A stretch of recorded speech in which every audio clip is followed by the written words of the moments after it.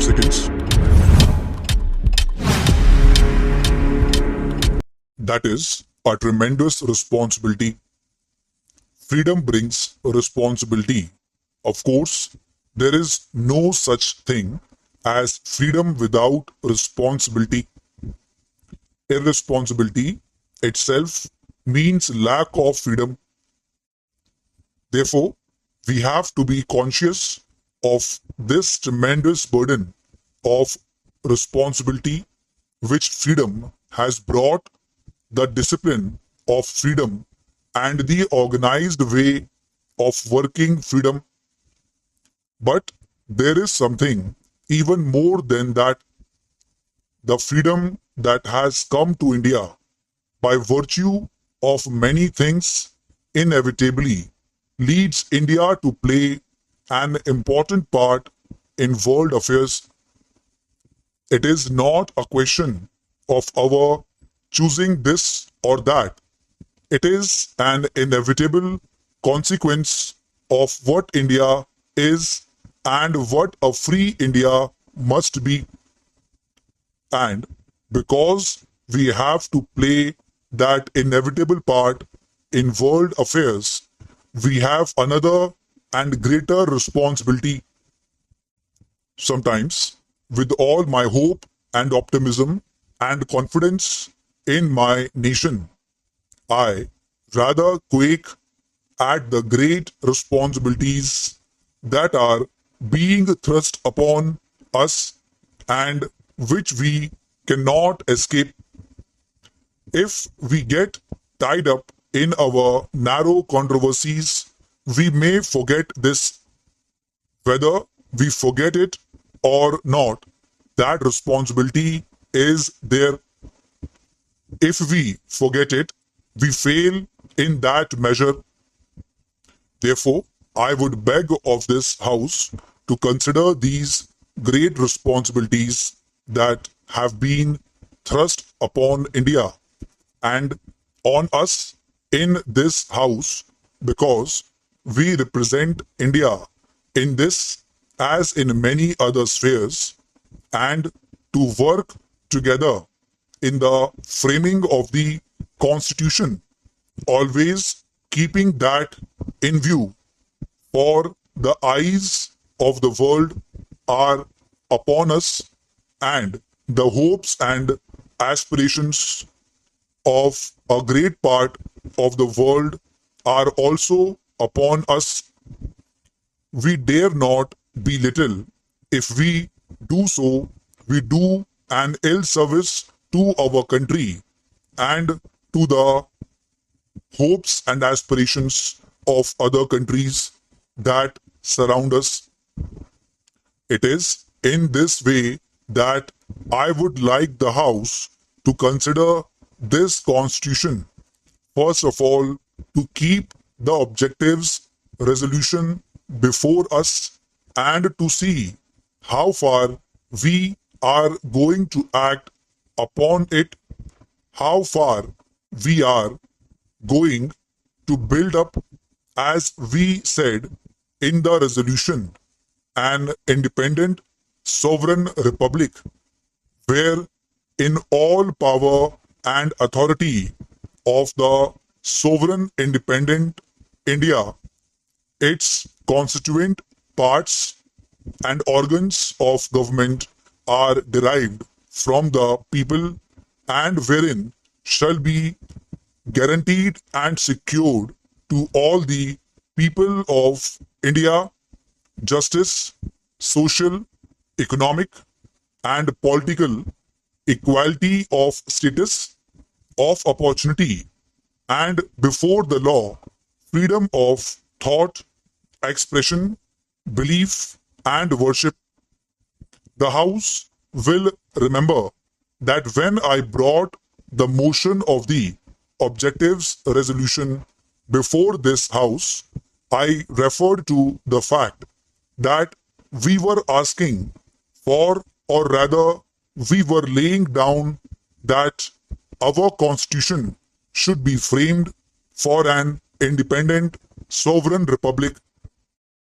I stated at that time And I have stated subsequently that this business of our being a republic is entirely a matter for us to determine. Of course, it has little or nothing to do with what relations we should have with other countries, notably the United Kingdom or the Commonwealth that used to be called the British Commonwealth of Nations.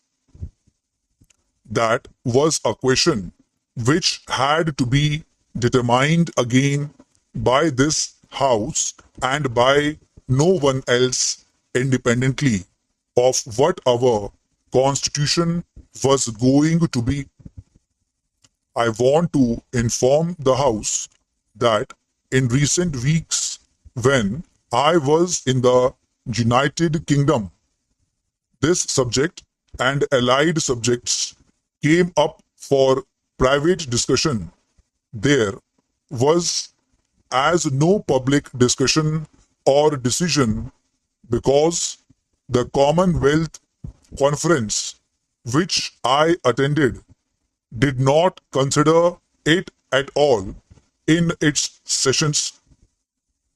Inevitably, these were private discussions because it is a matter of high moment not only for us but also for other countries as to what, if any, relation we should have, what contacts, what links we should bear with these other countries.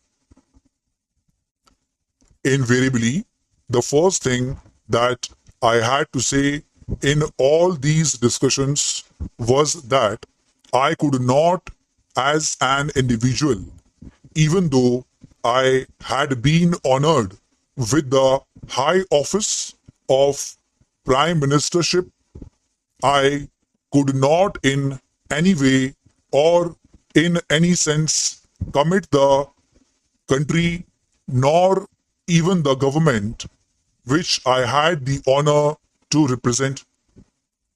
This was essentially a matter which the Constituent Assembly of India alone could decide.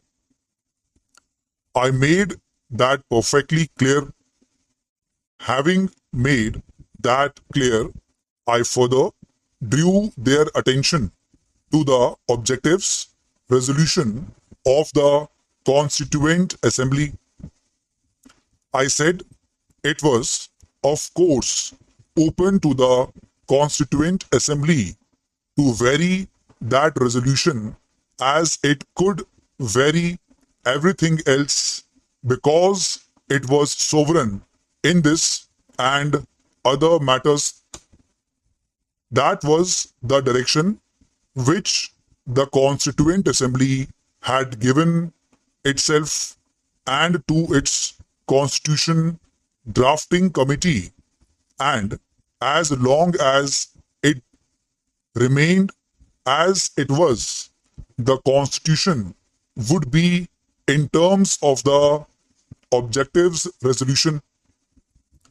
Having made that clear, sir, I said that it had often been said on our behalf that we desired to be associated in friendly relationship with other countries, with the United Kingdom and the Commonwealth. That is all I wish to say about the matter, because in the course of the session, this matter will come up. Students, be ready for the outlines. 5 seconds to go. Irresponsibility by virtue of world affairs, hopes and aspirations surround republic, organs, expression to the fact that the Commonwealth in recent weeks,